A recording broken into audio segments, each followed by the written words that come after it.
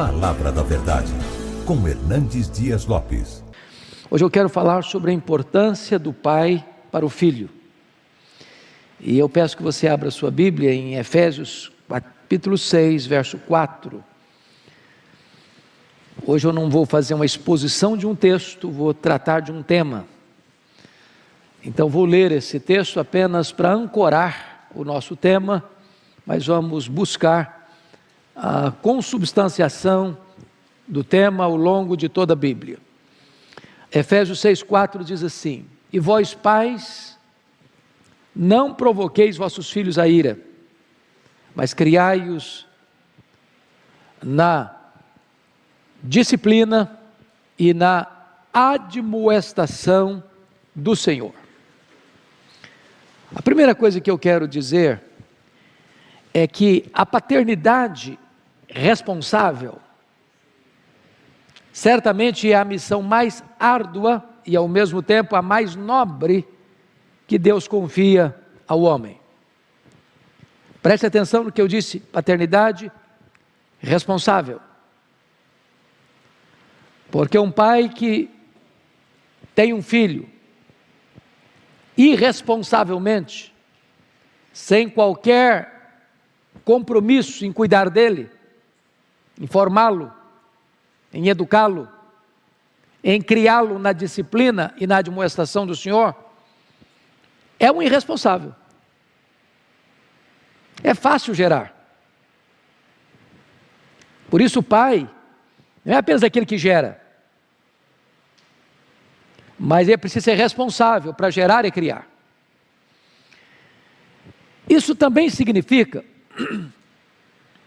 que é mais fácil o homem ter sucesso fora de casa, como um grande profissional, e alcançar vitórias exponenciais na sua vida acadêmica, na sua vida profissional, no seu desempenho, até mesmo granjeando fortunas, do que ter êxito, sucesso dentro de casa.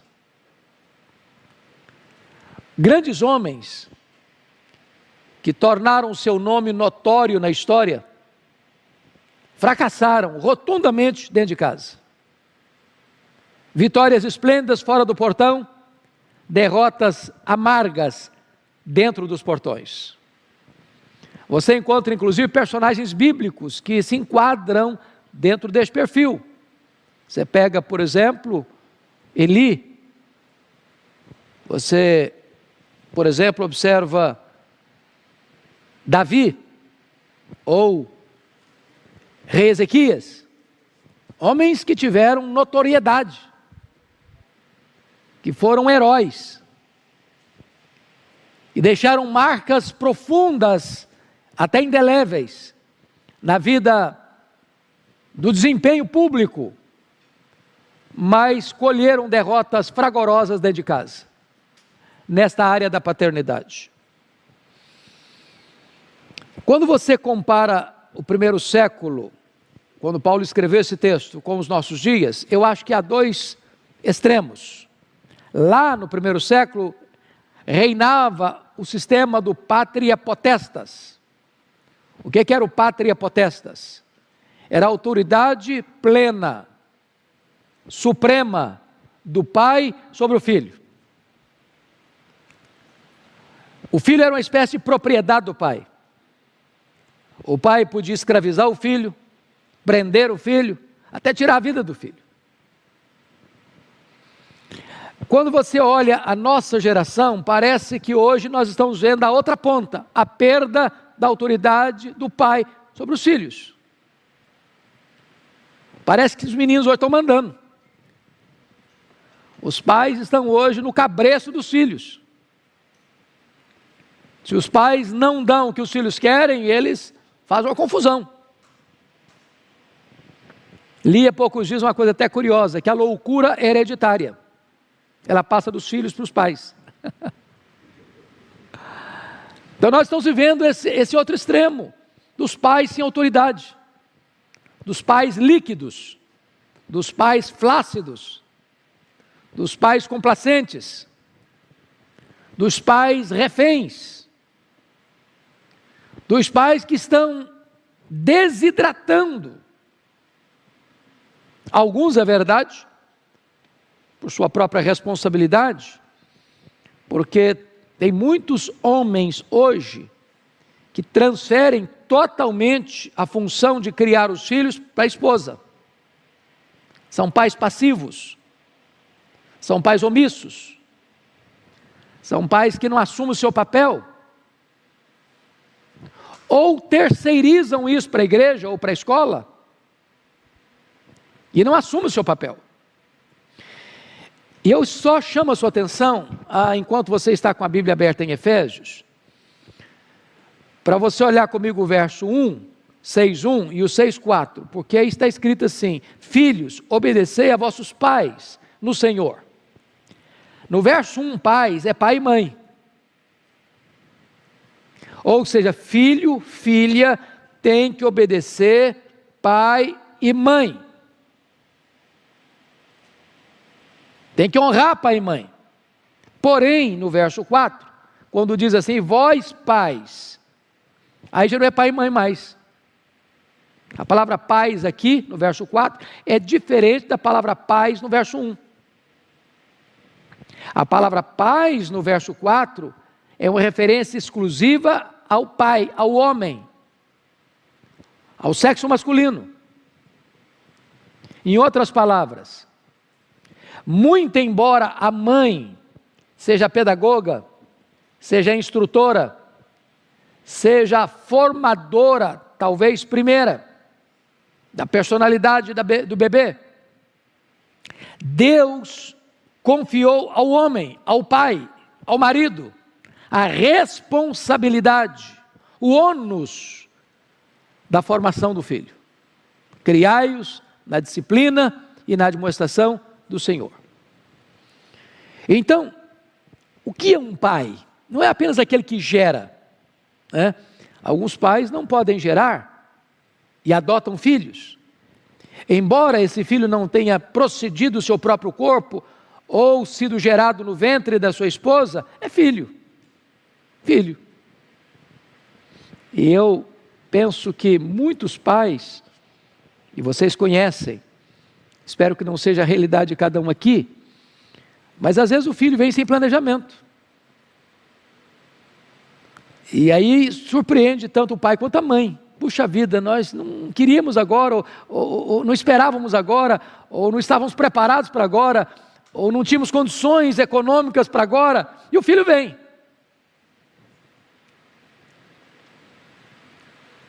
Porém, isso não acontece com o filho adotivo. Não é verdade? Nenhum pai, nenhuma mãe adota uma criança sem planejamento,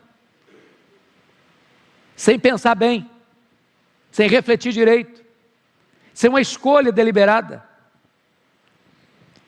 O certo é que mesmo que o filho não tenha sido gerado, ao ser adotado, ele é filho de fato, com todos os direitos plenos. Mas o que é pai ainda? Não é apenas aquele que gera, é aquele que forma, ensina, prepara para a vida. E mais, o pai é também provedor. Diz a Bíblia que os pais entesouram para os filhos. Porque gerar um filho e abandoná-lo, gerar um filho e não assumir compromisso, é uma irresponsabilidade. Então, gerou, assume, busque provisão, entesoure para ele. Notinha de rodapé. Há pais que já estão numa posição econômica favorável ou até confortável, e os filhos começando a vida, às vezes estão vivendo uma magrela, né? Tem pai que não socorre o filho, que não ajuda o filho, que deixa o filho passar até necessidade, tendo condições de ajudar. Eu nunca me esqueço de um amigo, um presbítero querido, que um dia disse assim para mim: pastor, pai precisa ajudar filho quando o filho precisa, porque deixar a herança depois que morre para o filho, isso é lei. Isso não é favor, é lei. É lei.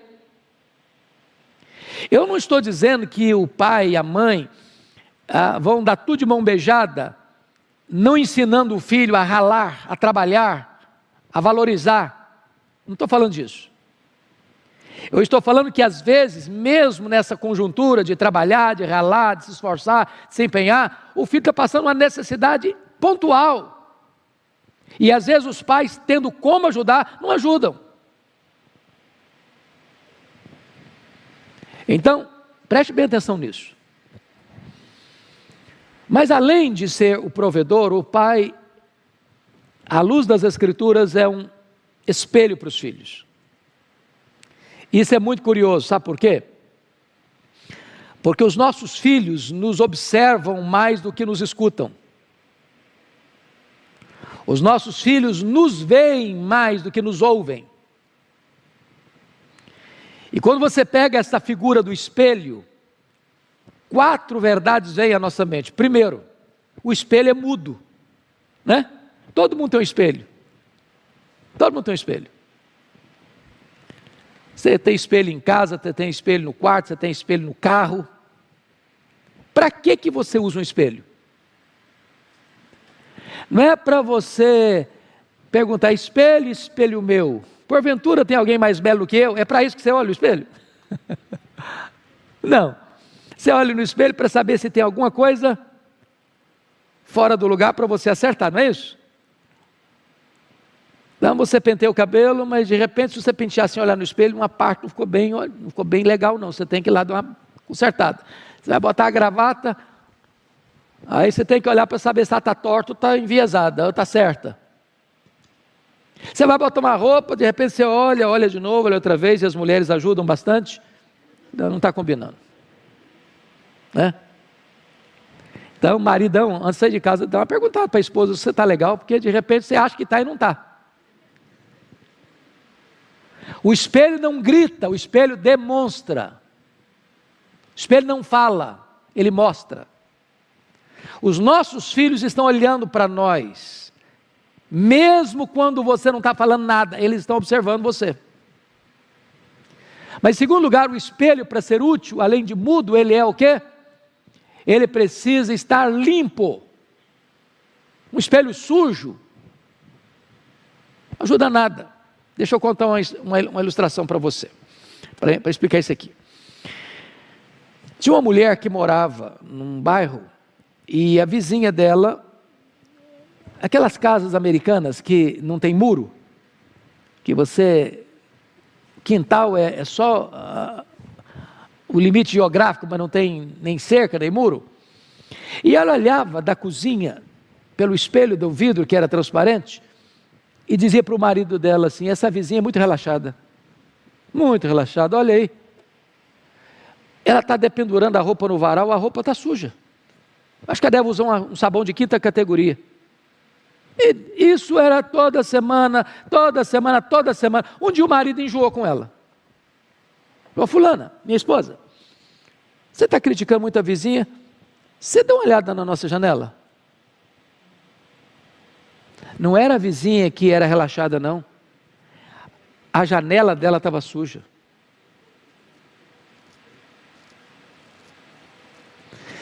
Se o espelho estiver sujo, você enxerga tudo o quê?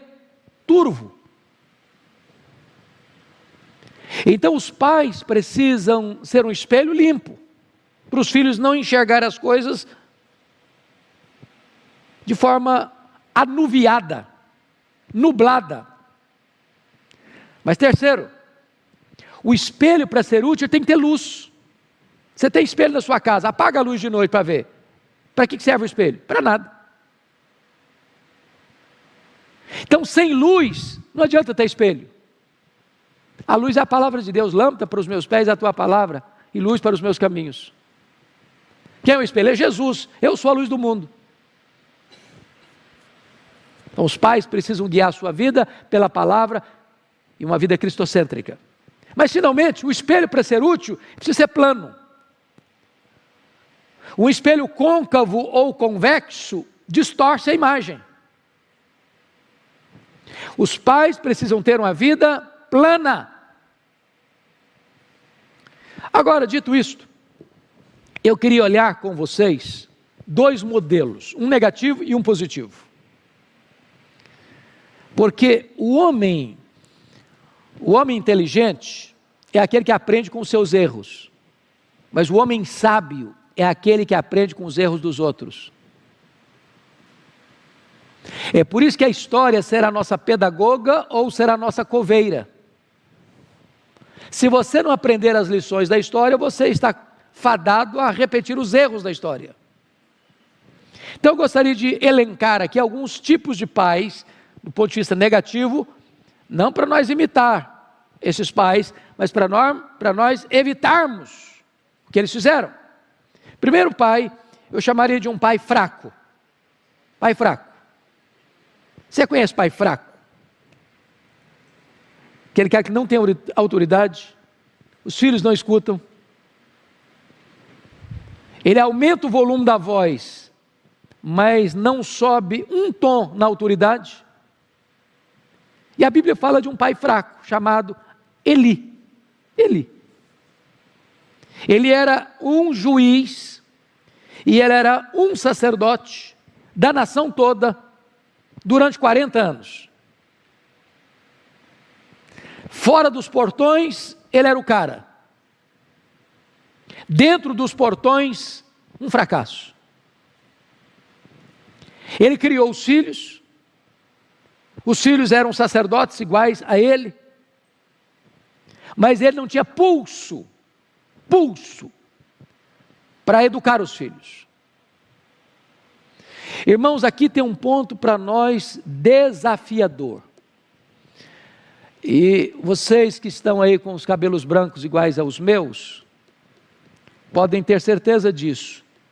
Os nossos pais tiveram menos trabalho para nos educar do que nós estamos tendo para educar os nossos filhos, e nós estamos tendo menos trabalho para educar os nossos filhos que os nossos filhos terão para educar os nossos netos. Por quê? Por quê?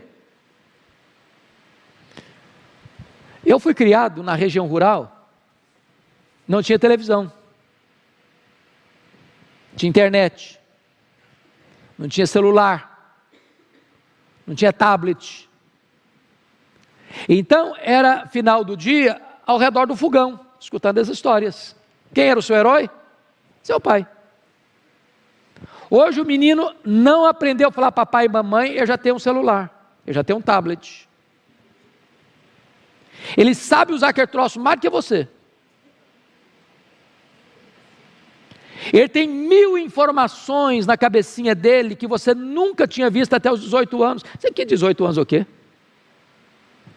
Então, a concorrência é muito grande. As vozes que falam aos ouvidos deles são múltiplas. Ou seja, os pais hoje precisam redobrar os esforços para alcançar os mesmos resultados que os nossos pais alcançaram lá atrás. Filhos precisam de limites. Pode, não pode. Vai, não vai. Se os pais perderem o pulso quando as meninas são crianças, se não amoldar a vara enquanto ela está verde, depois que a árvore engrossa, é muito complicado dobrar. E mais, nós estamos vivendo uma geração onde, desculpem, é o meu pensamento, o Estado está interferindo na família. O Estado está dizendo o que é que o pai e a mãe podem e não podem fazer para educar os filhos. A escola, o Estado dá instrução, mas a formação compete à família. Não é o Estado que vai dizer para você como é que você educa o seu filho. Então nós estamos vivendo uma geração, irmãos, complicada. E os pais precisam ter graça de Deus e pulso, para não ser fracotes. Mas não, aqui na minha casa quem manda sou eu. Quem estabelece isso sou eu. E os filhos precisam entender isso. Eles estão debaixo do seu teto, eles estão comendo na sua mesa, e você que está dando de roupa para vestir, você que está pagando escola. Então, nada de se sentir assim, não, você é de Deus, não. Não estou dizendo que você vai ser um carrasco, que você vai ser implacável, que você vai ser durão. Estou dizendo que firmeza e doçura caminham juntas. Você é o pai que exorta e o pai que pega no colo. É o pai que pega firme e o pai que abraça e beija. É o pai que admoesta e o pai que encoraja. O que não pode é só ser um lado. Pai que só cobra, nunca elogia, adoece o filho. Pai que só elogia e nunca exorta, cria um filho mimado. Os filhos de Eli não escutavam o pai. Ele não tinha pulso com os filhos. A ponto da Bíblia dizer que ele amava mais os filhos do que a Deus. E mais, se você percebe na leitura de 1 Samuel, chega um momento em que o próprio Eli participa dos pecados dos filhos. Ele se torna não só um pai bonachão, mas um pai conivente. Então esse é o primeiro exemplo negativo que nós temos que evitar. Um pai fraco. Segundo exemplo negativo, eu chamaria de um pai distraído. E eu quero evocar o exemplo, o aspecto de Davi. Pensa comigo que a Bíblia registra lá em 2 Samuel 13, que o Aminon, era o filho mais velho de Davi, começou a emagrecer. O semblante do cara estava meio perturbado. O Davizão está lá, nem percebe que o filho mudou, o semblante mudou, o cara está emagrecendo, não está comendo direito. Aí vem um primo do Aminon, chamado Jonadab, uma víbora. Não, o que está acontecendo com você, cara? Não, rapaz, eu estou meio doido, sabe, eu estou apaixonado. Falei, mas que moça é essa que você está apaixonada, rapaz? Você é filho do rei, você é o primogênito do rei, você pode casar com tanta moça bonita aí. Quem é a moça? Por que você está sofrendo tanto? Não, cara, porque é a minha irmã. Minha irmã, a Tamar. Meia-irmã, né? Filha do mesmo pai com outra mãe. O Davi não está percebendo nada disso. Aí o Jonadab diz, não, cara, deixa eu te dar uma dica. Vai dar certinho. Finge-se de doente. Quando você estiver de cama, aí seu pai vai abrir os olhos para você, vem te visitar. Quando ele chegar, você vai dizer para o seu pai, eu não estou comendo nada há tanto tempo, estou emagrecendo, estou doente, mas se a minha irmã vier aqui e fizer uma refeição especial para mim, da mão dela, eu acho que eu vou conseguir comer. O Davi, que era um herói de guerra, o Davi, que era um cara esperto, o Davi, que era um homem tão atinado com tudo na vida, está tapado para ver o que está acontecendo dentro da casa dele. Empurra Tamar lá para a boca do lobo, sem discernimento, distraído. O que acontece? Quando a coitadinha da Tamar entra no quarto, o Aminon deu ordem, ó, todo mundo some. Quando a menina ficou sozinha com ele, ele agarra a irmã, forçou a irmã, estuprou a irmã, e depois sentiu nojo dela, e a jogou fora como se joga uma lata de lixo. O que o Davi fez? Ficou irritado. Mas fez o quê? Nada. Você conhece aquele tipo de pai que esbraveja, grita, tal, mas não faz nada? Ele não chamou Aminon para dar uma descompostura nele? Ele não chamou Tamar para consolá-la? Para onde foi Tamar? Para a casa do irmão dela, Absalão. Olha que coisa esquisita. O pai terceiriza uma coisa que era dele. É minha filha, dela cuido eu. Eu cuido dela. Você não, filho, você é irmão. Isso é papel de pai. Papel de pai. Bom, vocês conhecem a história. O Absalão nutriu ódio pelo Aminon durante 2 anos. Deu todas as pistas para Davi que ele iria matar o Aminon. Davi, ó, distraidão, distraidão, distraidão. É quase hilário o relato bíblico. Um dia, o Absalão chega para o pai e falou: pai, vim convidar o senhor para uma festa. É, meu filho, você vai fazer festa? Vou. Eu quero o senhor lá. Davi responde assim: ah, filho, você é pesado para você. Quando é que um pai é pesado para a festa de um filho? Quando? Ah, pai, já que o senhor não quer ir, então manda o Aminon ir. Olha, mas acendeu todos os alarmes da casa. Todas as buzinas tocaram. Aminon? Sabe que eu tinha esquecido? Não, pai, mas o Aminon não pode faltar na minha festa. Distraidamente o Davi manda agora Aminon para a boca do lobo. Aquela festa só tinha um propósito: criar um cenário para matar o Aminon. Quem estava dentro da casa do Davi na noite do assassinato? Quem? Lembra quem? O Jonadab. O cara que tramou toda aquela cena para o Aminon estuprar a irmã. Por que que o Jonadab está na casa do Davi na noite em que o Aminon foi assassinado? Para tirar uma casquinha em Davi. Porque a notícia que chegou foi que Absalão tinha matado todos os filhos de Davi. Aí o Jonadab disse: não, rei, fica calmo. Morreu todo mundo não, só morreu o Aminon. Porque na verdade todo mundo sabia disso. Sabe o que aqui está dizendo? Ô Davi, você é um pai distraído.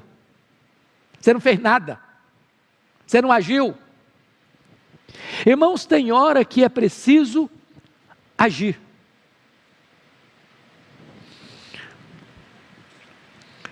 O meu sogro, que é um homem sábio, e a minha esposa sempre comenta isso dele. E é uma frase que eu acho que merece ser grafada. Ele diz o seguinte: choro não mata filhos, mas desobediência mata. Tem hora que pai fala coisa que não agrada aos ouvidos dos filhos. E fica aborrecido, fica chateado, entra para o quarto, tranca a porta, chora. Mas choro não mata filho não. Mas o pai vê o filho num caminho de morte e não querer constranger, não querer falar, não querer exortar e deixar no caminho de morte, aí sim, aí é uma tragédia. Deixa eu dar um terceiro exemplo. Pai egoísta. E eu gostaria de evocar a figura do Ezequias. Vocês se lembram de que Ezequias começou a reinar com 25 anos em Jerusalém, reinou 29 anos, morreu com 54 anos. Quando Ezequias, que era um homem piedoso, um homem que fez um governo lindo, maravilhoso, fez reformas, porque o pai dele era uma tralha, o pai dele era o Acais, encheu Jerusalém de ídolos, fechou a casa de Deus. Quando Ezequias estava no auge do governo dele, porque foi no governo dele que a Assíria tomou as 10 tribos do norte, agora com 39 anos de idade, 14 anos depois começou a governar, o poderoso império assírio cerca Jerusalém, manda um recado abusado para ele: se renda. Não bastasse esse cerco, esse sítio de um poderoso exército, ele ficou doente, uma úlcera, médico nenhum resolveu o problema. Aí Deus manda o profeta Isaías na casa dele com uma ordem: põe em ordem a tua casa, porque morrerás e não viverás. O que aconteceu? Ele orou a Deus, chorou diante de Deus. Deus respondeu a oração dele. Deus disse: olha, eu vou lhe dar mais 15 anos de vida. Vou libertar Jerusalém do poder da Síria. Mandou um anjo, matou 185 mil soldados numa pancada só. Diz a Bíblia lá em segundo Crônicas 32, que o rei Ezequias, ao receber 2 milagres, a libertação política e a cura física, em vez de agradecer a Deus, o coração dele se exaltou. Se exaltou. Como assim se exaltou? Quando o milagre foi proclamado, um novo império que estava surgindo, bem distante dali, muito distante dali,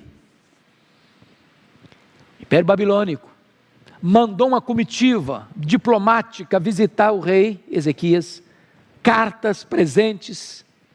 Quando a comitiva chegou, diz a Bíblia, que o Ezequias abriu os seus tesouros, abriu o seu palácio, abriu tudo o que tinha e mostrou quão rico, quão poderoso, quão magnífico ele era, e não deu uma palavra sequer de exaltação a Deus. A Bíblia diz que aquilo foi mal aos olhos do Senhor. Deus mandou o profeta Isaías de volta lá e disse: o que aconteceu aí, o rei? Estou sabendo que você recebeu uma comitiva. Ah, recebi. De onde era? Ah, um lugar muito longe, da Babilônia. E o que você fez? Ah, eu abri meus tesouros, mostrei tudo que tinha eu mostrei. Mostrei minha riqueza, minha fortuna, meu poder. Aí o profeta diz assim: foi mal o que você fez. Agora escuta a palavra do Senhor. Essa Babilônia vai se fortalecer, vai ficar um grande império e vai voltar. E vai saquear tudo que vocês ajuntaram até hoje e nas futuras já tudo, vai levar tudo embora. Segundo, os seus filhos, os filhos que vocês gerarem, vão ser levados cativos para a Babilônia. Terceiro, esses filhos vão ser feitos eunucos, vão ser castrados, não vão poder gerar mais. Quando o rei escuta esta notícia, pasmem vocês, o rei disse para o profeta assim: boa essa palavra. Mas espera um pouquinho, você não está entendendo o que eu estou falando. Estou falando que a Babilônia vem, vai saquear tudo, que os filhos vão ser escravos e vão ser castrados. Você diz que é boa essa palavra? Não, ele não falou, ele pensou. Boa essa palavra, porque eu terei paz nos meus dias. Sabe o que ele está dizendo? Quando essa profecia se cumprir, eu não estou mais aqui não, eu já bati as botas, e depois que eu morrer, que se danem as futuras gerações, eu não estou nem aí.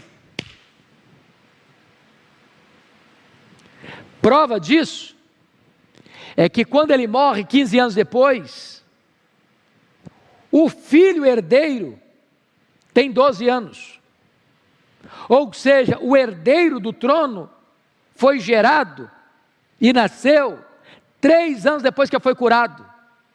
Quem era o herdeiro dele? Manassés, o pior de todos os reis de Judá, um monstro, um assassino, um feiticeiro, um idólatra, o pior rei. Por quê, irmãos? Um pai egoísta, só pensa nele, um bom vivant.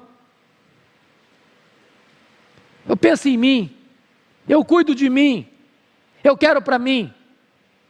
Não quero nem saber como é que vão ser os meus filhos, meus netos, não quero nem tomar conhecimento disso, isso não me interessa.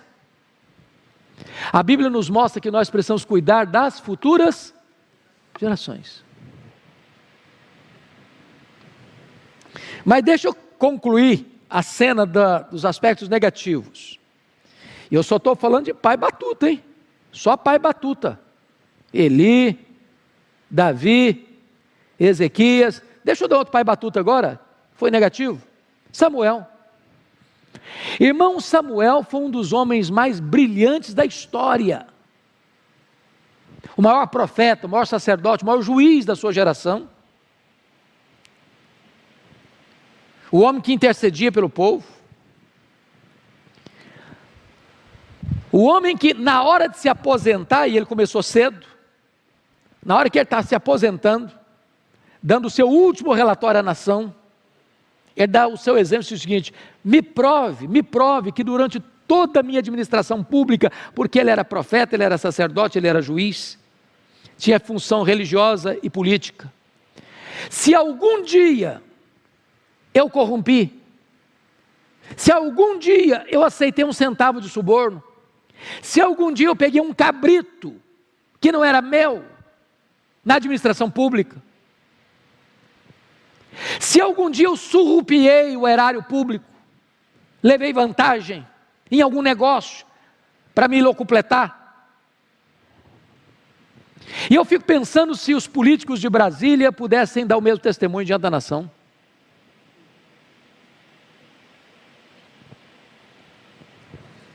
Porém, se você ler capítulo 12 de 1 Samuel,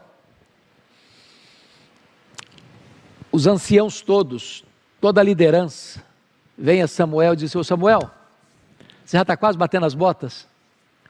Então faz uma coisa para nós, antes de você morrer, constitui-nos um rei como as outras nações. Sabe por quê, Samuel? Debaixo da autoridade dos seus filhos, nós não vamos ficar.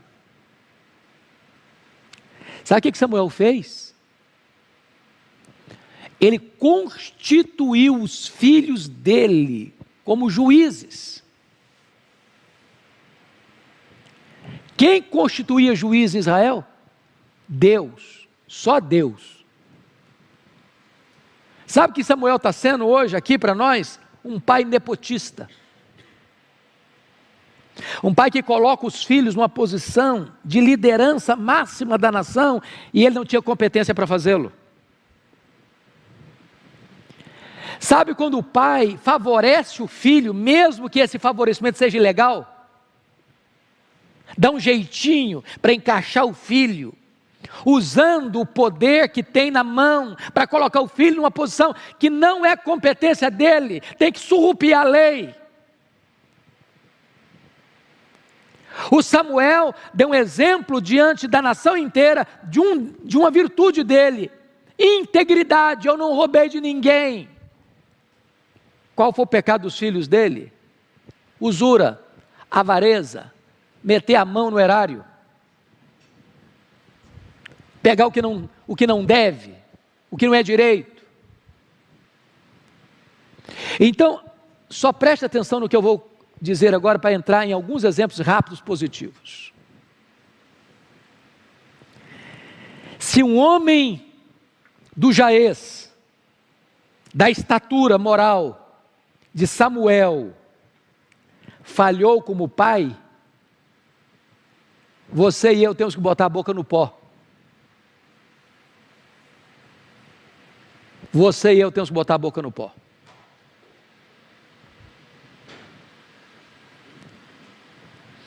Preste atenção nisso, irmãos. Nós amamos os nossos filhos mais do que a nós mesmos. É engraçado, tem hora que passa na cabeça da gente algumas coisas, né? Eu tenho certeza que o pai e a mãe estão aqui hoje, se preciso for, de forma consciente, ele se prontifica a dar a vida pelo filho, pela filha. Não é isso? Chegar numa situação assim, última, ou você ou seu filho vão ser fuzilados. Tem certeza que os pais aqui dão o primeiro passo. As mães dão o primeiro passo. Você morre pelo seu filho, você morre pela sua filha. Se você ama o seu cônjuge, você morre por ele.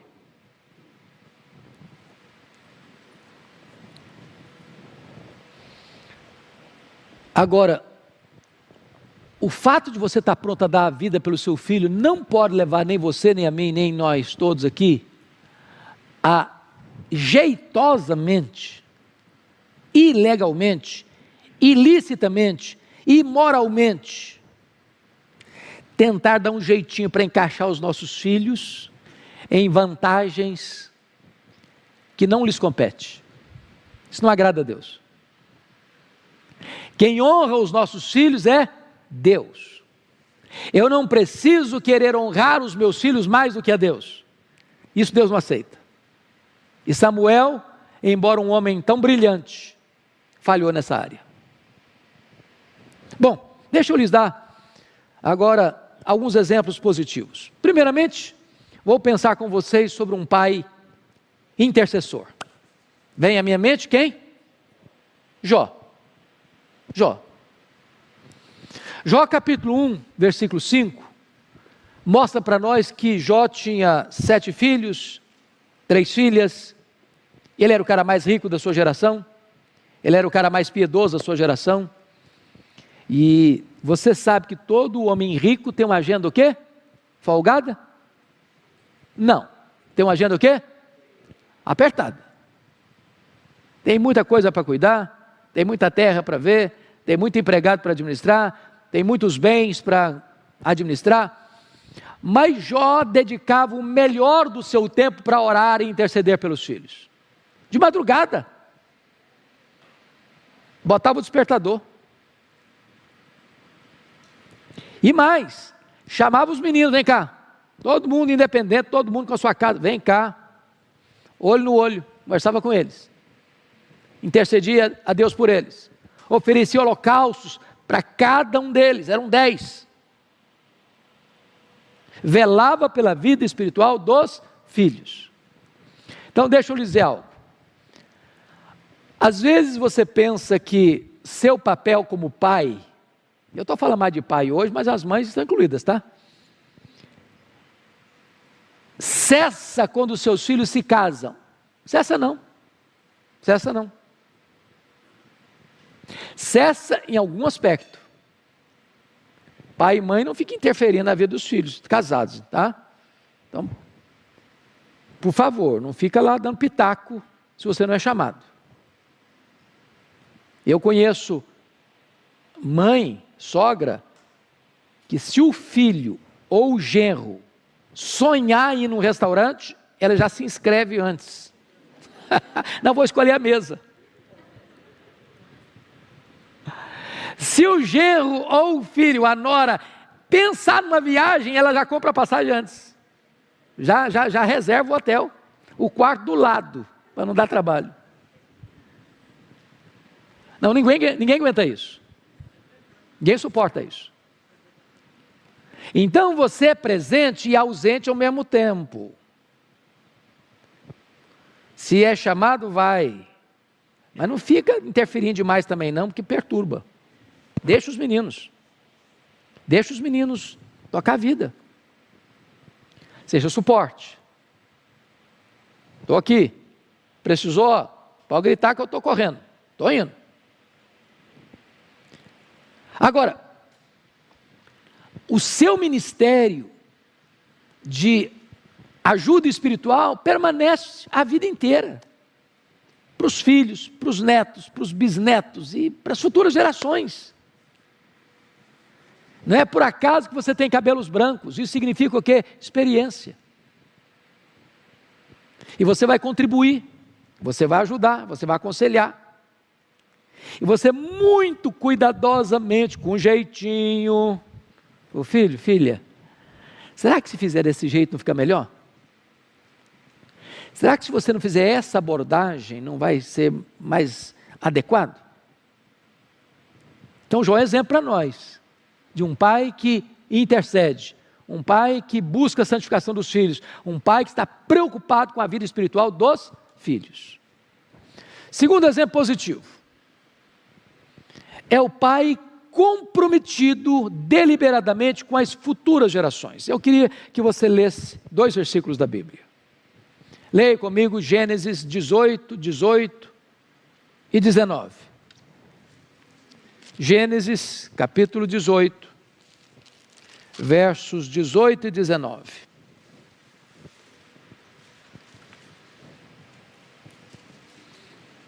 Está escrito o seguinte: visto que Abraão certamente virá a ser uma grande e poderosa nação, e nele serão benditas todas as nações da terra. Então preste atenção que tem aqui uma promessa de Deus para ele. Ele vai ser o quê? Uma grande nação. Mas não é só grande, vai ser o que mais? Uma poderosa nação. E nele serão benditas quantas nações da terra? Todas as nações da terra. Bom, se esse cara vai ser pai de uma grande nação, de uma poderosa nação, e nele vão ser benditas todas as nações da terra, esse cara tem que ser o quê? Um exemplo. Então qual o propósito de Deus para ele? Agora veja o verso 19. Porque eu o escolhi para, olha a finalidade, eu escolhi para que ordene a seus filhos e a sua casa depois dele, a fim de que, ao propósito, guardem o caminho do Senhor e pratiquem a justiça e o juízo, para que o Senhor faça vir sobre Abraão o que tem falado a seu respeito. Então, com que propósito Deus chamou Abraão? Com que propósito Deus escolheu Abraão? Para que ele ordenasse a seus filhos e a sua casa depois dele. Para quê? Para praticarem a justiça e o juízo. Qual é o papel seu, meu, como pais crentes? É trabalhar para que os nossos filhos, os nossos netos, as nossas gerações futuras, pratiquem a justiça, conheçam a Deus, andem com Deus, vivam para Deus, saibam quem é Deus. Irmãos amados, nós não podemos olhar só para o nosso umbigo, nós temos que olhar para as futuras gerações, e Abraão é um exemplo disso para nós. Deixa eu lhes dar um terceiro exemplo, pai que protege. Deixa eu dar agora um texto para você ler, Jó 39, olha lá, Jó 39, versos 27 e 28. Está escrito assim: ou é pelo teu mandado que se remonta a águia e faz alto o seu ninho, habita no penhasco onde faz a sua morada, sob o cume do penhasco em lugar seguro. Olha aqui o que Deus está ensinando para você e para mim. Deus deu este instinto à águia, é uma ave, é um animal irracional, mas que por sabedoria divina, esta ave que é a rainha do espaço, põe o ninho dos seus filhotes aonde? No cume, no alto, no topo dos penhascos, longe de quê? Dos predadores. Olha que lição de vida fantástica. É papel dos pais colocarem o ninho dos seus filhos em lugar o quê? Seguro. Longe de quem? Dos predadores. Quem são os predadores hoje? Deixa eu lhes dizer uma coisa interessante. Tinha e eu morávamos em Vitória, os nossos filhos, Tiago e Mariana, estudavam numa escola, e eu, ou ela, via de regra, nesse horário ela estava dando aulas na escola onde ela era pedagoga, e eu ia buscar os meninos. Era muito raro o dia que eu ia buscar os meninos, que não tivesse um carrinho de som, panfletando a meninada, com algum show, alguma boate, alguma festa, algum evento, alguma coisa. Na porta da escola. Os traficantes ficam aonde? Na porta da escola. Os convites mais perigosos estão aonde? Na porta da escola. Então, vigie. Preste atenção nisso. Quem são os amigos dos seus filhos? Com quem eles andam? Em que festinha eles estão indo? O que é que eles estão fazendo? Que hora eles chegam em casa? Pai precisa estar antenado com isso. Eu estou com 63 anos. Enquanto os filhos eram solteiros, eu não consigo, nunca consegui dormir sem escutar o quê? O barulho de quê? Da fechadura, a porta. E é claro que talvez eu sou muito estressado. Se um filho viaja, casados agora, me liga, chegou. Porque eu estou antenado, não tem jeito, é pai, pronto. Lascou com os outros. Você está antenado. Não é porque casou que você larga para lá. Você está antenado. Bote o ninho dos seus filhos longe de quê? Dos predadores, em lugar seguro. Deixa eu dar uma palhinha aqui. Vocês sabiam que a questão da relação homoafetiva hoje, se você conversar, e eu sou pastor, conselheiro há 39 anos, já tratei de dezenas de pessoas, talvez centenas. Essa questão é iniciada muitas vezes, mais de 60% por abuso sexual na infância, por membros de família, primos, tios. Então você tem que confiar mais de antena ligada. Antena ligada. Antena ligada. Coloque o ninho dos seus filhos em lugar alto e seguro. Deixa eu lhes dar um outro exemplo. Agora é o pai, não só que protege, mas o pai que disciplina. Vamos pegar essa mesma figura da águia. Abra lá em Deuteronômio 32:11 comigo. Deuteronômio 32:11.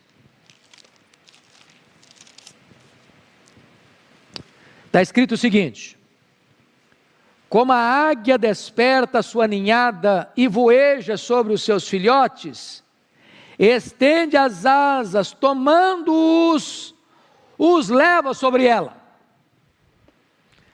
Olha que coisa interessante. Primeiro ela coloca o ninho dos filhos lá em cima, mas chega uma hora que os filhotes precisam começar a viver. Não dá mais para ficar fazendo voos longos, trazendo comida lá para o alto. Já tem asinha, já tem penas, já tem penugem, está tudo certinho, está na hora de vazar do ninho. Mas o que a águia faz? Primeira coisa que ela faz, voando em cima, O que ela está fazendo? Mostrando para o filho: olha meu filho, olha como é que faz, olha para mim, veja o meu exemplo. É assim que faz. Você pode voar também, vem comigo, vamos voar junto. Exemplo. E se o filhote não quer sair do ninho?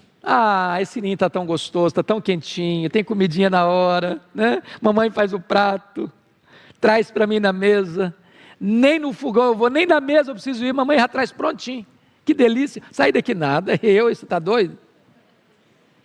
O que a águia faz? Vai lá no ninho, tira a penugem, tira o capim macio e deixa só as ferpas, para acicatar os filhotes. Tem hora que a única linguagem que os filhos entendem é a linguagem da disciplina. Não é porque você não gosta dos seus filhos que você disciplina, é porque ama. Diz o Senhor Deus: eu amo e disciplino, eu repreendo e disciplino, a quantos amo? Apocalipse 3:19. Mas e se o filhote não sai nem com os espetos acicatando? O que a água faz? Ela tira o filhote do ninho, joga a altura abaixo, e o bichinho sai dando cambalhota. Não sabe voar, nunca voou, e ela deixa.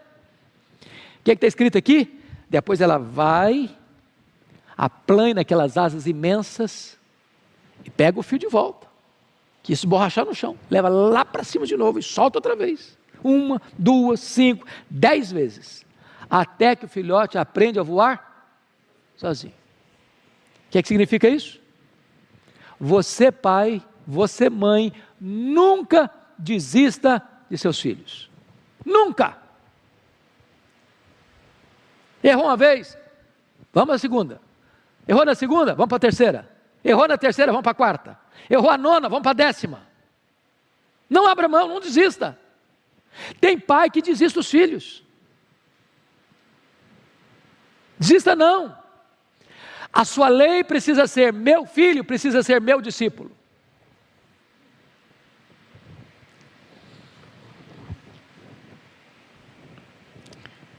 O que Paulo disse? Vós pais não provoqueis vossos filhos a ira, mas criai-os na disciplina e na admoestação do Senhor. Preste atenção no que Paulo está dizendo aqui. Pai que provoca filho a ira é pai que dá uma ordem e ele mesmo não faz o que ele está pedindo, está ordenando o filho fazer. Pai que provoca o filho a ira é pai que só cobra, mas nunca elogia. Pai que provoca o filho a ira é o pai que bate, mas não beija.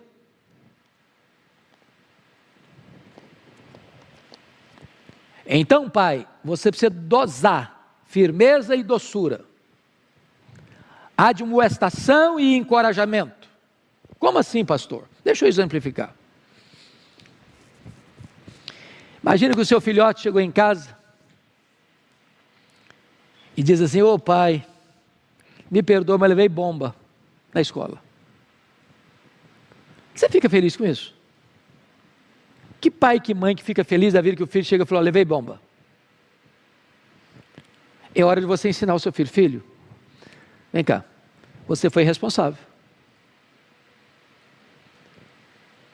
Talvez você não para pensar quanto o papai trabalha para pagar essa escola.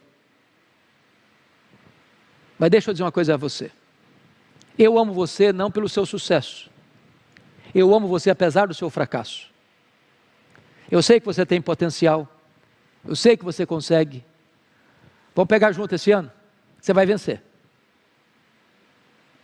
Você exortou, você corrigiu, mas você está junto. Porque se você disser: você é um traste, você é burro, você não aprende, você é irresponsável, você não vai dar nada na vida, você não vai para frente. Qual foi o problema aí? Você não tratou do problema, você machucou a pessoa. Ao exortar, você foca no problema, sem ferir a pessoa. Deixa eu dar outro exemplo. O menino chega em casa todo feliz da vida, falou: papai, ó, aqui é a minha nota, ó, tirei 9 na prova de matemática. Falei: menino, você vai tirar 10 quando? Chimbucho, vai lá para baixo. Não é possível, eu não agrado meu pai mais não consigo. Você podia dizer: filho, ó, parabéns, na próxima acho que você consegue tirar 10. O bichinho toma B12 na veia.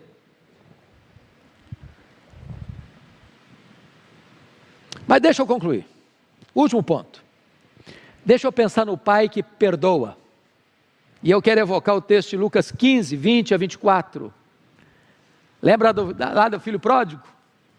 Pega a herança antecipada, vai para um lugar distante, dissipa todos os bens vivendo absolutamente, dinheiro acaba, os amigos também, e aí vai cuidar de porcos.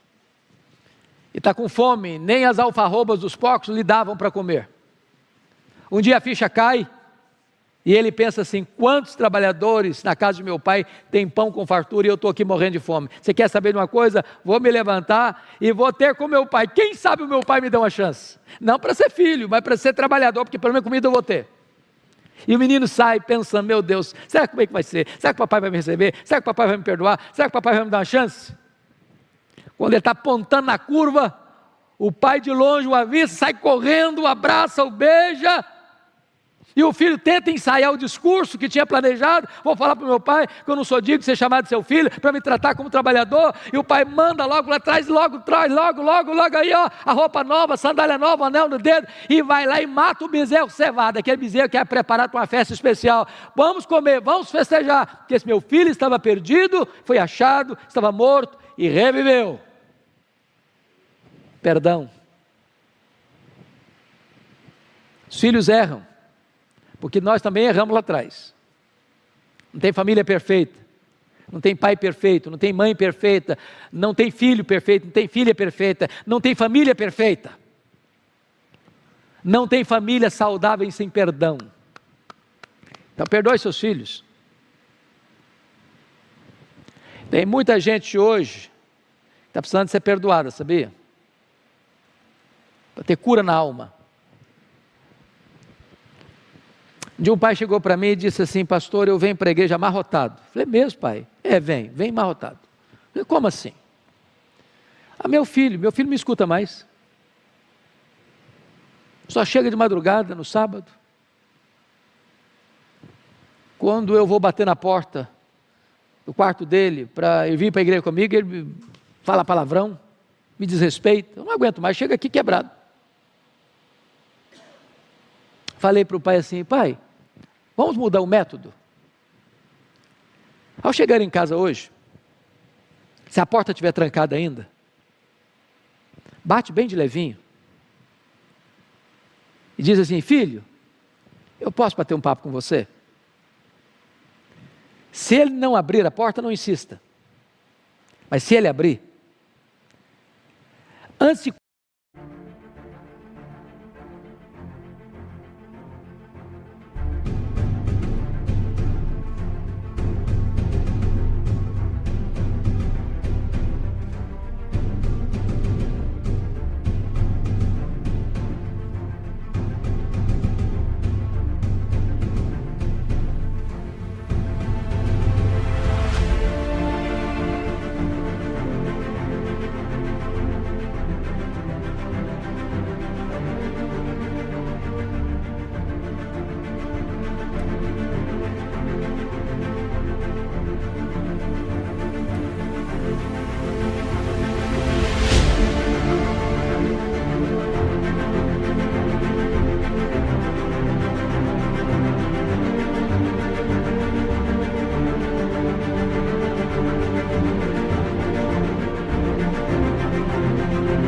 qualquer coisa, dê um abraço nele, dê um beijo nele, e diz para ele assim: filho, eu te amo tanto.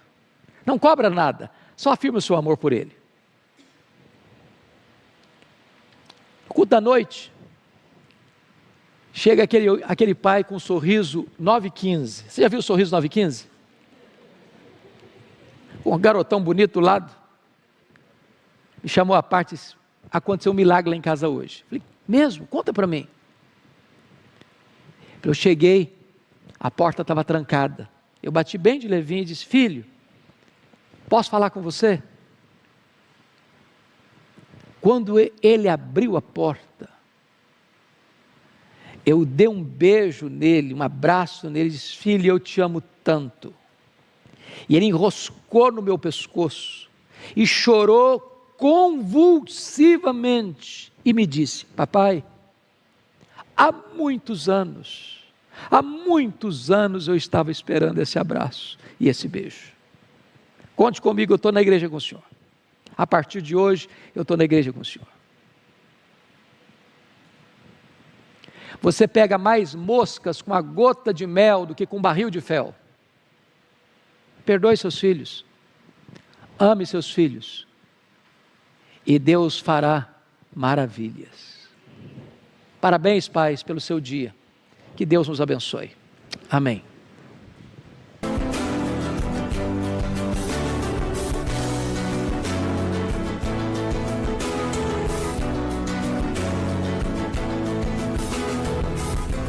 Palavra da Verdade, com Hernandes Dias Lopes.